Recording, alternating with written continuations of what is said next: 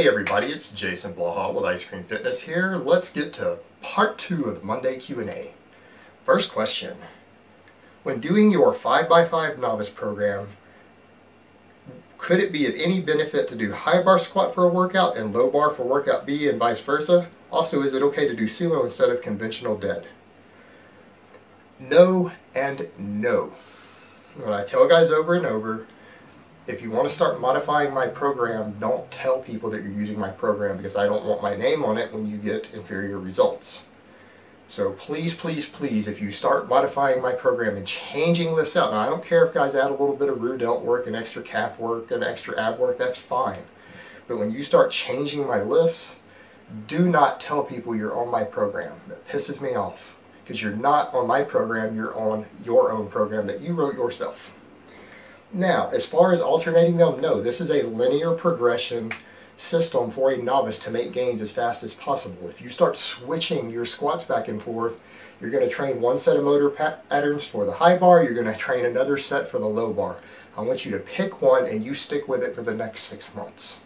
Now, if you get 6 months in and you want to experiment with the other, go ahead, but don't change them back and forth. It will slow your progress, because you're going to add weight more slowly on the squat. And the squat is one of your biggest mass builders in this program. And I've also said before on the sumo deadlift, no, I want you guys to learn the conventional deadlift. It is, in my opinion, a slightly better overall mass builder than the sumo. I don't care if you're structurally built for sumo deadlifting as a power lifter. This program is meant to put size on you, not to help you win powerlifting meets. If you want to start out into powerlifting, go run a powerlifting program. This was a pure hypertrophy program.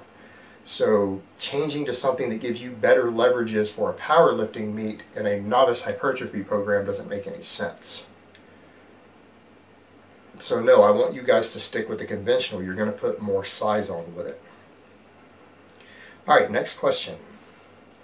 Heavy barbell rows versus lighter reps with dumbbell rows for building a massive back. Heavy barbell rows are going to get you more mileage.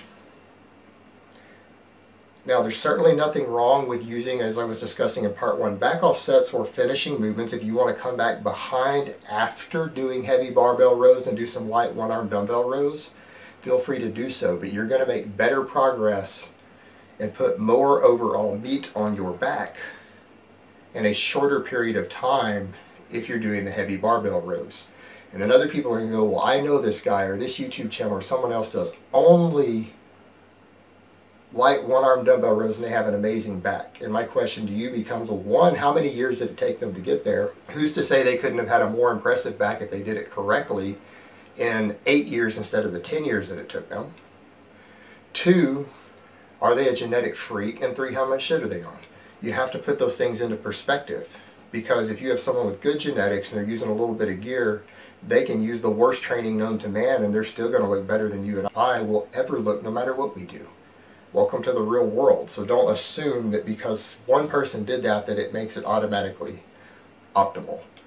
It works for them, but it doesn't mean that they wouldn't have got better results doing something else, and it doesn't mean that they're not a genetic freak popping a bit of test and trend. Alright, last question in part 1. Do you think your recent illness has anything to do with you going veggie? Not really, because the foods that I think gave me that, I ate anyways. I'm almost 100% certain I got sick from eating some apples that had some other rotten fruit juice on them that I didn't clean off properly, because it was the last food I ate both times before I got sick, and it was the only thing that wasn't fully cooked that I ate in my final meals of the day on the 2 days I got sick. And it was easy to sort that out. And it's also, I've had a problem with this fruit shop before. It's a local fruit shop, and I've had a couple times they'll sell me something and there'll be one piece of rotten fruit in the bottom. And there were no rotten pieces in this one, but they could have been mixed in there. Some could have got dripped on there, and I didn't wash them well enough and probably got some rotten fruit juice on there and got sick from those apples. So no, I don't think it's related at all. Alright guys, that's really all I have to say on that today. Let me give you guys a bicep shot before I go.